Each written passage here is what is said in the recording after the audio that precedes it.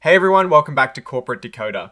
Today, L.C.C.C.U just filed its Q2 2026 10Q, and I am seeing a big move towards a merger that could change everything. Quick note, this is not financial advice, just my take on public filings for educational purposes. The company has agreed to a merger that will bring a new business into the public market. But the details in this report show some interesting financial maneuvers happening before that even closes. Lakeshore Acquisition III Corp is essentially a shell company, a special purpose acquisition company, or SPAC. Their whole business is to find another company and merge with it, taking that company public. They had a deadline to do this, and it looks like they are on track. But it is a race against time, and a race that often leads to some tricky financial steps. Let us dive straight into the financial numbers. As of the 30th of June 2026, their total assets were about $72.4 million. That sounds like a lot, but most of that, over $72 million, is sitting in a trust account. This is the money they raised from investors in their initial public offering, the IPO, and it is meant to be used for the eventual merger. The cash they have outside this trust account for their day-to-day operations is a mere $252,080. That is not a lot of cushion for a company that is supposed to be finding and merging with another business. Now, a critical number here is the ordinary shares subject to possible redemption. This shows over $72 million that investors can get back if the merger does not happen.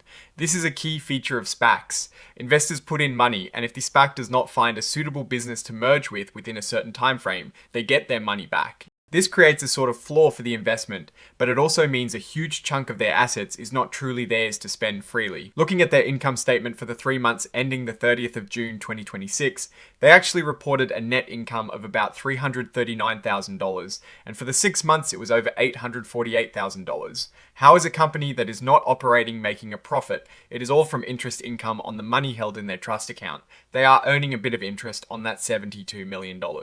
But remember, this is not from running a business, it is from parking investor money. On the expense side, they spent about $287,000 in general and administrative costs for that quarter.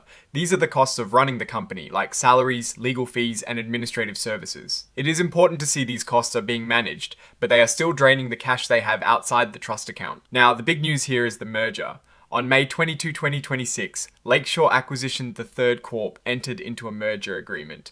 They are planning to acquire CP Pro Electronic Holding Limited and its subsidiaries. This is the main event for a SPAC, and it looks like they are moving forward. The plan involves a series of mergers, and the consideration for CPRO shareholders will be paid in newly issued shares of Lakeshore, valued at $10 per share.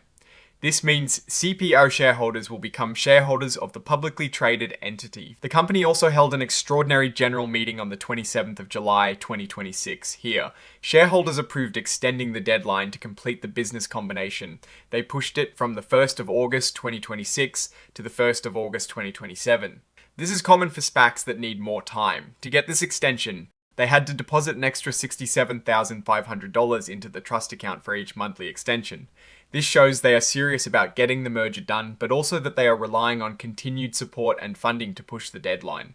What is interesting is that in connection with this meeting, over 5 million ordinary shares were tendered for redemption. This means a large number of investors opted to get their money back instead of waiting for the merger. And to get that first 1 month extension CP Pro Korea, the company they are merging with actually wired the money. This is a sign that the target company is also invested in making this deal happen and is willing to put its own money towards extending the timeline. The company clearly lays out what happens if they fail to merge. If they cannot complete a business combination within the allowed time frame, they will cease operations, redeem all outstanding public shares, and liquidate. This is the downside for investors if the deal falls apart. This potential liquidation scenario is a constant shadow for SPACs, and it is why getting a merger done is so crucial. In their management discussion, they reiterate that they have no operating revenue.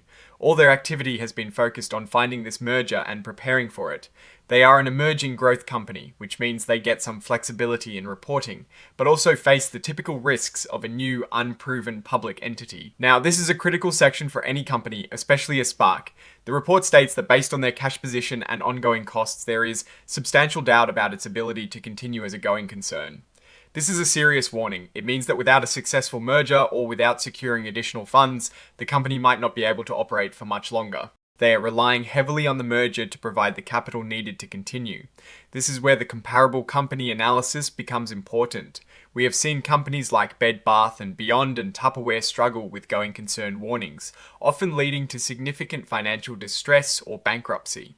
For a SPAC, a going concern warning while trying to close a merger amplifies the pressure to get the deal done, even if it means taking on less favorable terms. The earnings per S-Hair calculation is quite interesting because it is split between redeemable shares and non-redeemable shares.